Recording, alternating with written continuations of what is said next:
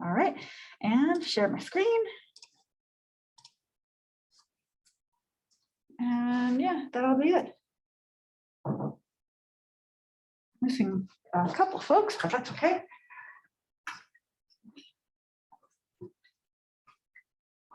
All right, so yeah, today we're going to talk about and actually do creating a GIS portfolio.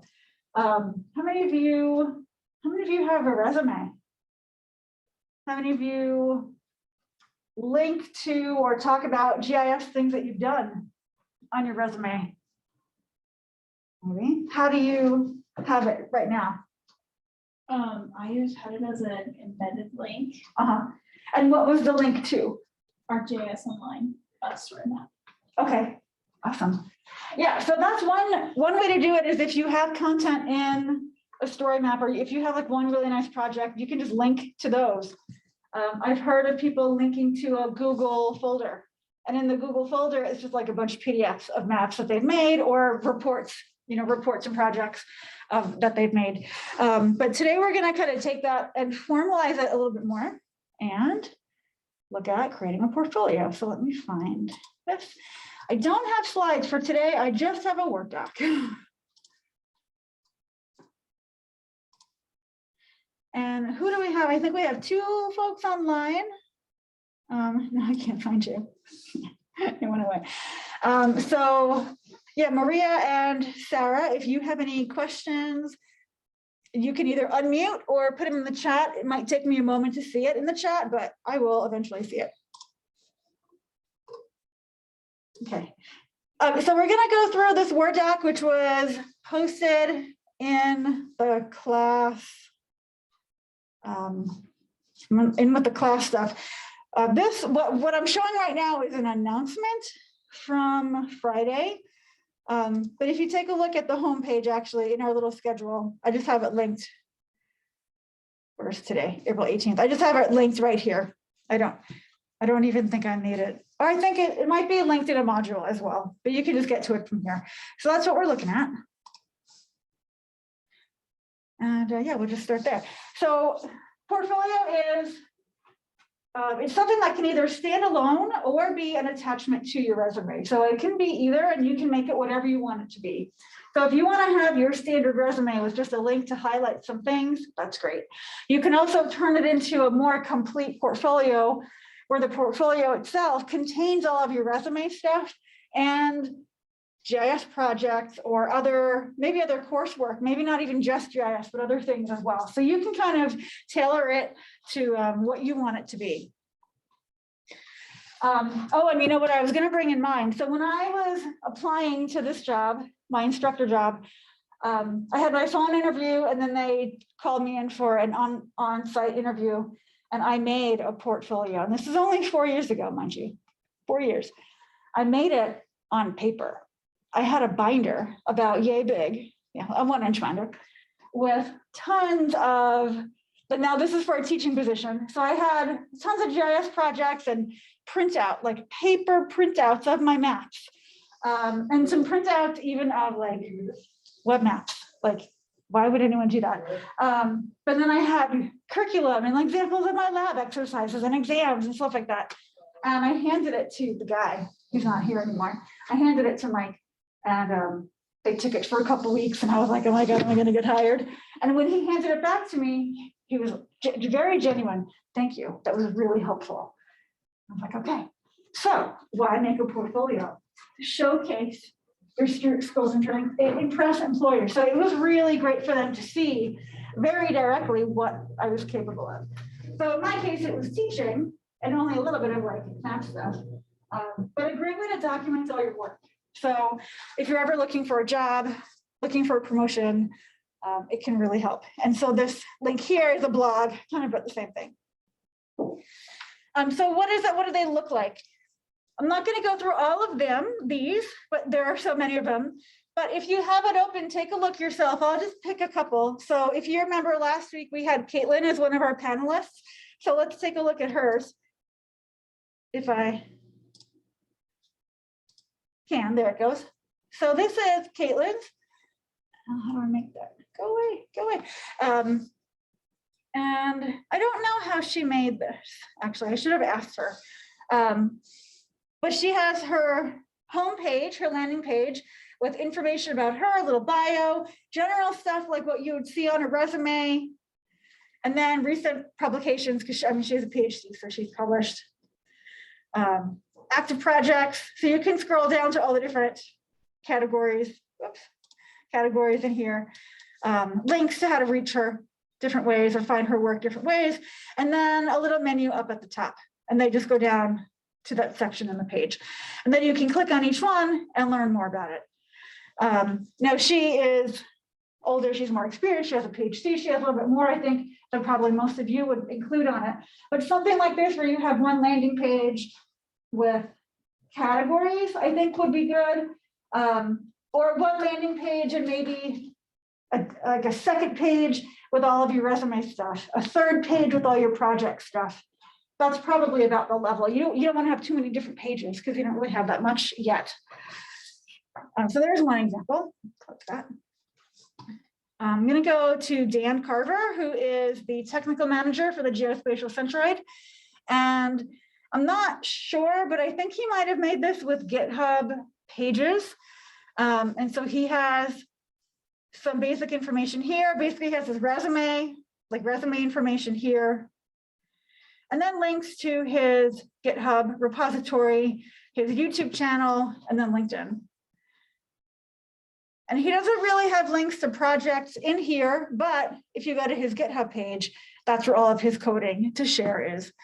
And then, so this is his CV. If you click on resume, just want to show you his resume.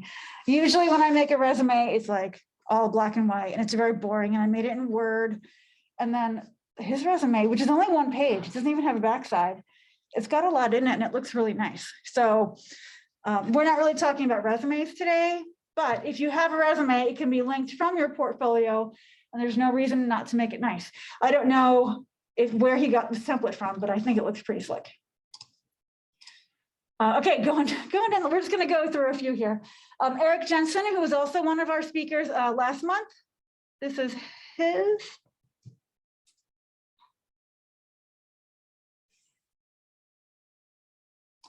There it goes. So yeah, he has his homepage and all of the resume type stuff. It takes a moment to load, but this here is talking about like how you feel, how proficient you feel you are in different categories. I've seen that around. He has a link to who he is, a link to different projects. So you might not have that many projects yet, but you might have taken a few classes. Your intro class, final project, programming class project, capstone. What other class, maybe NR 422, is anyone in 422? That's another one that has a project. What other classes have you taken that had a project that had some sort of mapping component? Well, field method stuff we did this summer. Oh yeah, the field method stuff, NR 450 if you're in NR 450. So each of those projects could have their own little like icon, and then you could link to another page and have a whole page just kind of talking about it. I don't know how he made this one. Here's one. Jamie Hoover was a CSU PhD student several years ago. She now teaches at Front Range Community College. And so she has background stuff about her research, and just a simple map, little map right here, publications, some videos, and current work. So you can see there's no standard to how these are set up. And then over here, I think it's not very prominent, but she has links to some work that she's done. She worked for the National Park Service for a while, so she's worked on quite a few story maps related to that. And she made this one in Weebly, which I haven't played around with myself. Let's jump down. Here's one that was made with a story map. So you can use a story map as your portfolio. So you can create a story map And then in a story map, you can have sections and you can link to the different sections. So like this person has a course projects category. And then a little bit else. So these by itself, I would say these are nice to see, but having a map by itself with no explanation is not the greatest idea. Like, I think it's great that this is in here, but then make this a link or have a caption, a good caption, like, what is this? How was it made? What was the project? A title and goal of the project. So if you're going to include a map that you made, you should include some more about it too. And these are static maps, but somewhere in there, he did have a link to a story map as well. So you can use interactive and static maps. If you use a story map, and I mentioned this, I think in the Word doc, is your CSU Esri account will not last forever. So you probably want your portfolio to last beyond your time at CSU. So if you do the story map option, don't use your current Esri account through school. Look into getting your own. You can make a public account. I'm not sure actually what limitations there are on the public account, like how much you can do with a story map with a public account.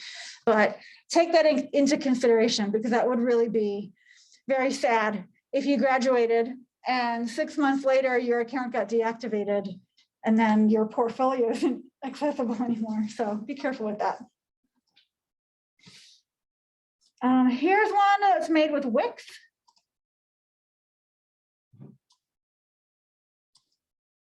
Here. So this one's made with Wix. Wix is nice. I've played around with it a little bit. They have a whole bunch of templates, so you can choose what style you want and how to set it up. I found it to be really user-friendly. This one here has portfolio, about, resume, so you can see all the same kinds of categories are in them. And then each one links to a little bit more. So this, I think, is perfect. Have the visual thing that you click on, whether it's a map or, I mean, even code, like just a little snippet of the code, if that's all, if it's a coding project, but then have a link to a page where you can say as much as you need to about it. And then here he has resume and about and all that stuff in there too. The one kind of drawback to Wix is that you get this little bar at the top, which is an ad for Wix, but the site is free and they're easy to set up.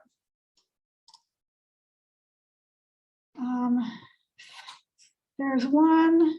Oh yeah, here's one that's made with Google Sites. I don't know why every time I have to click on it. Just so. All right, here's one made with Google Sites. And I started working with Google Sites as well last week. I was trying to test out some of these to see what they were all like. For you, and maybe for this class, I might recommend this one as my favorite, because you probably already have a Google account. And I thought the interface was really user-friendly, really easy to set up, very visual to set up all the pieces and insert the text box and everything. There are templates available, but you can also kind of build it yourself. So just here's another example. So you can have different pages, homepage, you can have different categories, web maps, plugins, gallery. And then again, yeah, so this one is just a gallery where you can just see the map itself. Just to repeat what I said before, if you were going to be talking about a project, employers wouldn't be so concerned about what your final map looks like as what type of work went into it to build it. So make sure you're providing that explanation and how much you did yourself. You know, how much was a lab that you followed versus an independent project that you did yourself.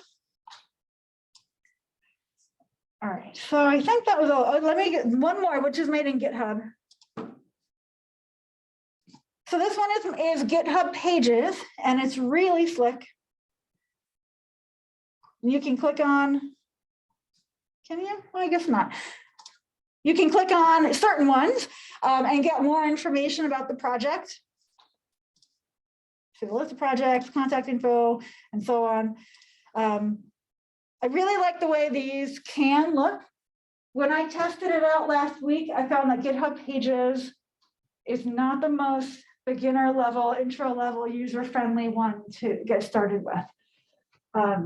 So I think it can do a lot of great things. And if you want to challenge yourself, you should try it.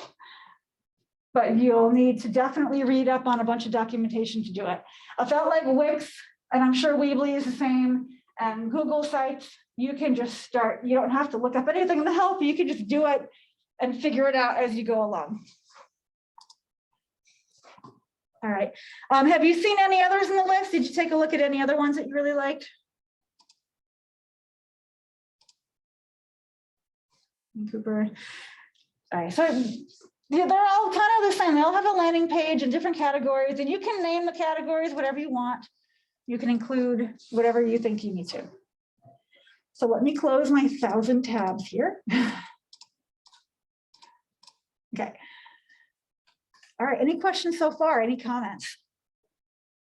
All right, how many of you have built some type of web page already, like ever, like done something with web building? Miles, a little bit? Been a while. Okay. Yeah, that's why the templates are really nice, so you don't have to really design it yourself. The Google one, which I opened up over here. Nope. Hold on, that thing keeps on coming down. Here it is.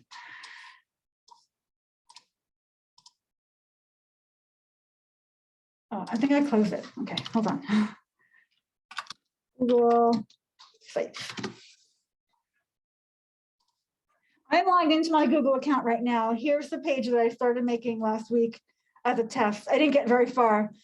But here you can see, this was a template that I already had a bunch of placeholders in there for me, and then you can modify it. You have this insert panel on the right, so you can say, hey, I want to insert a placeholder. I want to insert a map. The nice thing about Google Sites for a portfolio is you can directly and easily link to your other Google contacts. So if in your Google Drive, you have maybe PDFs of your maps or JPEGs in your Google Photos. Why would you have JPEGs of your maps in Google Photos? I don't know. But you can connect really easily to Google Photos or documents or presentations. You can link to it really easily and have it all there for your employers to check out. So when I made mine, I have home, about, like I said, I didn't get very far. This is all template stuff. GIS projects, clearly canned stuff. But then once you get your major categories, you can say, okay, well, I've done a few different types of projects. I've done some analysis projects. I've done some mapping cartography projects. I did a coding project. I did a field data collection project. So you can categorize it. You might only have one of each category right now, but that's okay. You can categorize it and kind of separate it and organize it that way. For mine, I added a teaching one. This was the only one I actually went and got pictures from. Hey, Riley, look up. Oh, it's our class. That was our class last summer. This here was me showing Dean Hayes and Joyce McConnell, President McConnell, the 3D map at the mountain campus. That was actually like maybe the highlight of my career here. So it has to go in. Yeah, courses taught. You can have links in here as well. You can embed things too in any of them, not just Google Sites, but you can,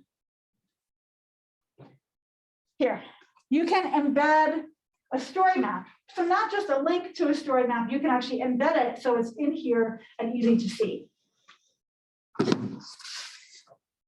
right, so now we've seen what they look like and what categories you might have and how to set it up roughly. Let's take a look at how do we actually get started to make our own. So here's where that homework from last week comes in. Hopefully everyone put a little bit of thought, even a few minutes while you're in the shower. What did I do? What have I done? You're in this class. This might be your second or third or fourth GIS class. So what have you done? Think about that. So think about big projects, anything that's really big or that you're particularly proud of, put those up front, make those prominent. Any type of maps or visuals, make sure you have a description, make sure you have if it has a link to a story map or something else, make sure you're including those links as well. Use interactive maps over static maps when possible, just because they're cooler, they look cooler. Sometimes static maps actually might be nicer looking, just cartographically. If you have a really nice static map, keep it static if you love the cartography.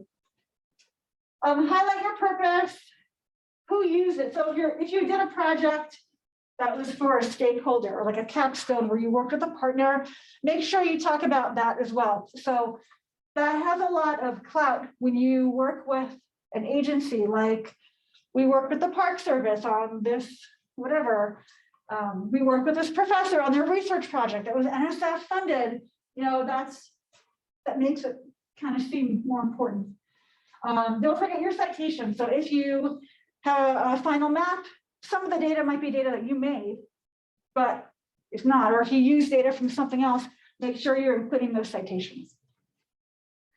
So in terms of GIS stuff that you've done, there's your kind of starting list. And then about yourself, background, experience, courses taken, if you're in a minor, if you've done any certificates or extra training. What other types of things do college kids do that would be relevant to employment? Clubs, like I'm in the watershed club, like that would be a good thing to include. What other activities do you have that are related to your future careers? And sort of like volunteer activities. Yeah. Something like that. Yeah, volunteer activities. Do you have any volunteer activities? I have some in the past. Some in the past, okay. Anyone else? Service organizations? Okay. All right, well, think about it. If you have any, that could go in there too.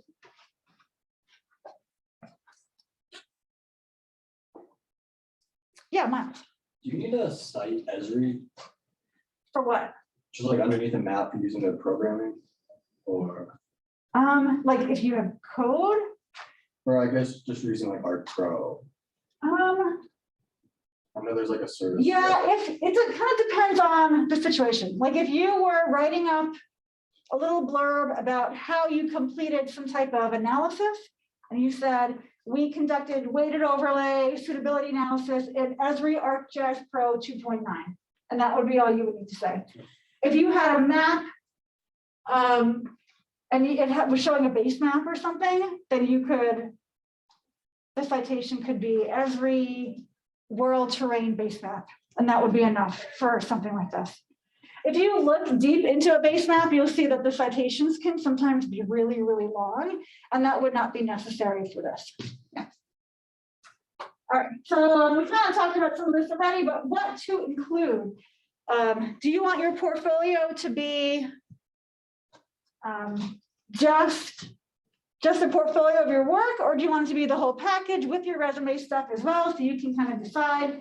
So how much of your own background do you need to include? Think about everything you've done from classes, capstone, and think about how the project was created and like what you turned in for class that you got a grade for. And maybe that was 2 years ago, and now you know more. So you can go back and make that map better. Just because it's not what you turned in at the time doesn't mean you can't go fix it, because now you're more capable. One interesting thing along this might be to include the version that you got the grade for 2 years ago or whatever, and then improve it and say, this was 2020, and this was my revisions in 2022. And then an employer can say, hey, they put some time into this, and that can show them that you're dedicated and that you learned a lot. If you have code that you want to show, put it in GitHub and then have a link to it. So you might have a little screenshot maybe of a snippet of the code, but you can link to the full code in a repository in GitHub. And you might think, oh my God, this stinks, but they know that you're a student. They don't expect, professional developer quality stuff there. So showing them that you can write code and sharing it with them, that will say a lot. What about other little pet projects? Has anyone ever done a little mapping project for hiking trip? Or other recreation. If you ever do in the future, even those can go into your portfolio as well. We were talking about maps and projects and classes. Don't forget, we mentioned code already, but databases, even designing a database and how you organize that schema, that takes a lot of knowledge. So that can be shared. Models, if you've ever done a project where you included models or like a model builder, that can be included. You can take your model builder model and convert it into a JPEG or PNG. You can put that in too. And then your resume stuff, if you want to include all of the content of your resume, either within the web page or a link to the actual web page. We looked at Dan Carver's resume already. I'm going to click on this one. This is Eric Jensen, so the guy who did the rangeland talk for us. This is his resume. There's the front, there's the back, and he used, it's in here actually.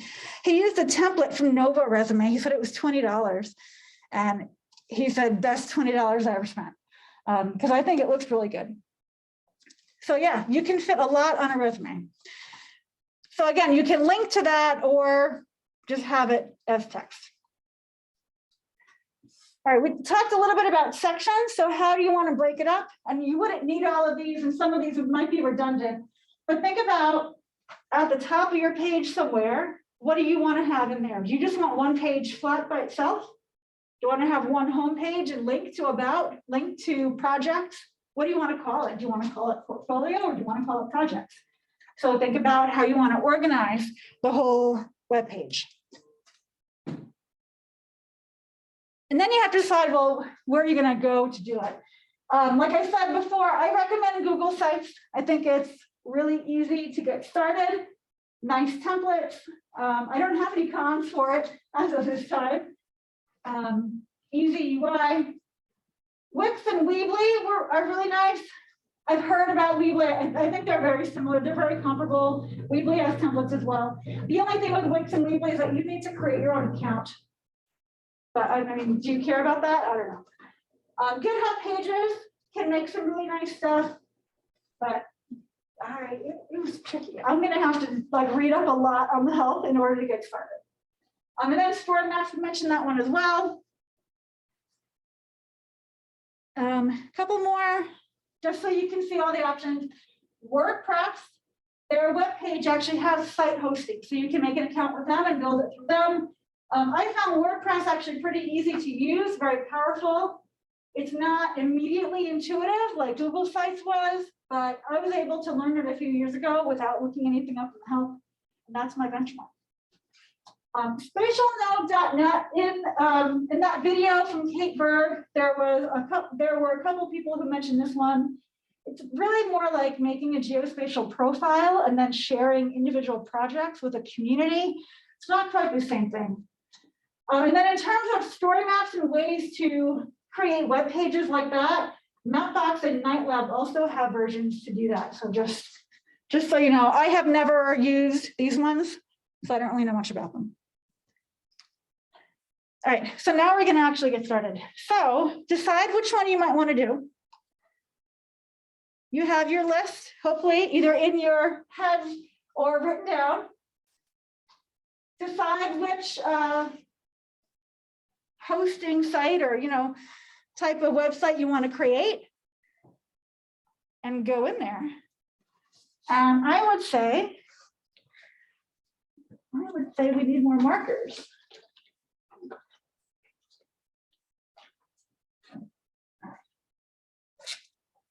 So the first thing you should do really is they call it storyboarding. So think about what you want it to be. So think about your home page. This is going to be my home page, and maybe I know I'm going to want a second page for projects and a third page for my resume. So kind of sketch it out a little bit. Home, projects, resume, or about, whatever you want to call it. And then you're going to want your little menu up here, maybe. Think about what pictures you might want to include. Do you have screenshots of some of your projects? You can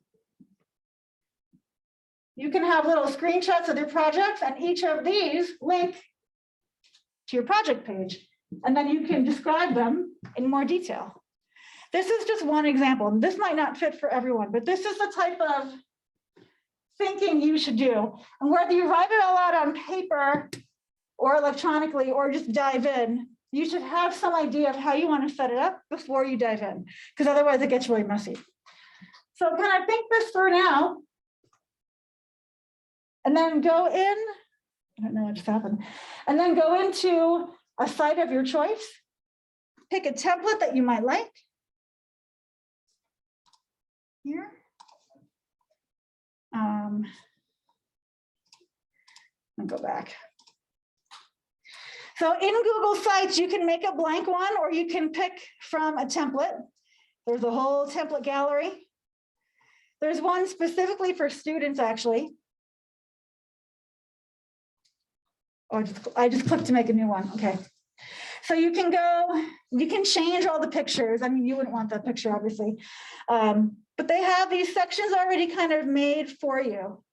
The student one, I don't know if that would really apply to a college professional portfolio.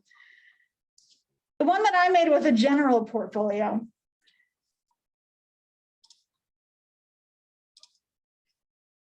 And it had selected work. It had sort of general things about, and it had work experience kind of all filled in. So you can start with that and then tailor it to what types of things you have. So yeah, try to, if you can think of at least 2, if not 3 projects to add to a project page, try to add resume items to a resume page, and then have a home page to tie it together and direct the user. I think that's a good start for this. And include graphics, include links. For what I want you to do for this assignment is just get started. This will take a long time to do for real. We can't, can't do the whole thing in class, obviously. But I would really like you to, over the next week or so, fill this in, make it like a good bare bones framework that you can keep working on. And then when you graduate, it's something you could actually use. Any questions?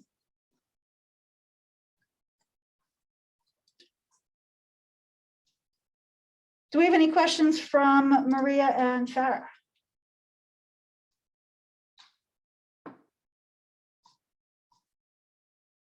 All right.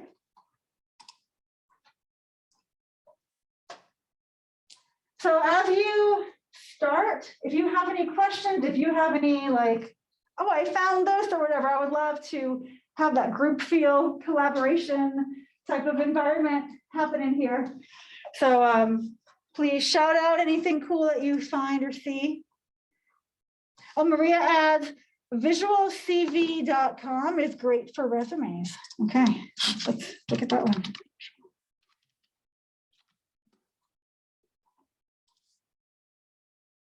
Very cool, visualcv.com. Thanks.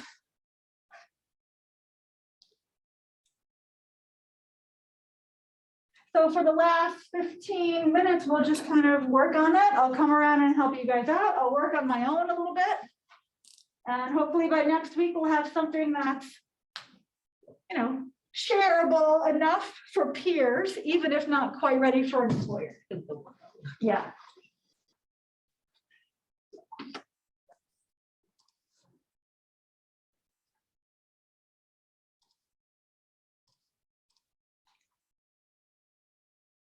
If you take a look at the last page, there are some tips and tricks here about style, make it professional, follow a good color theme, steal ideas from other portfolios. I am not that creative. If I don't have a template, it's going to be ugly. Be consistent in your personal brand. So the color scheme you use on your portfolio, carry that over into your CV or resume. If you have a picture that's your profile for LinkedIn, use it on your portfolio. So keep that consistency. And then some tips for accessibility, alt text, colorblind friendly, contrast for colors, things like that are really important to look at. But I think the top one is the most important. Where our goal here is to make it shareable for each other, for class. Before you share it with potential employers, not only should you read it multiple times, but multiple people should also read it multiple times. I mean, I don't know how many people really would not hire you because you had a typo in something, but you should really proofread it so that you don't have typos and things like that. And at the very bottom, just officially what to turn in. So your little outline or storyboard, and then a link to the portfolio with however far you've gotten. And that will be due next week.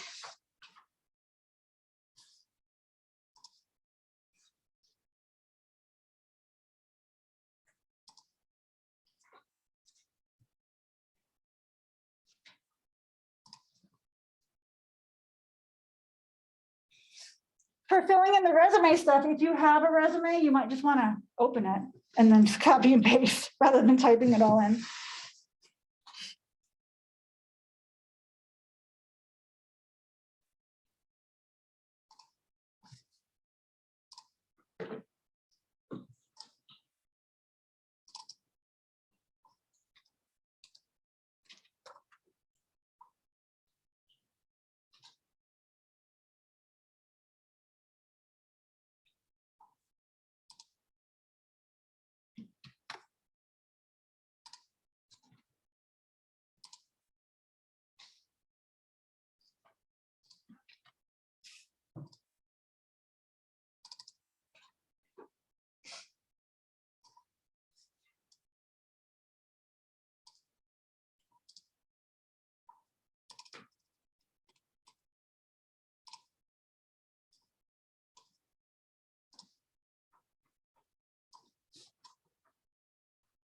I'm gonna stop sharing now because I don't think we need to keep sharing.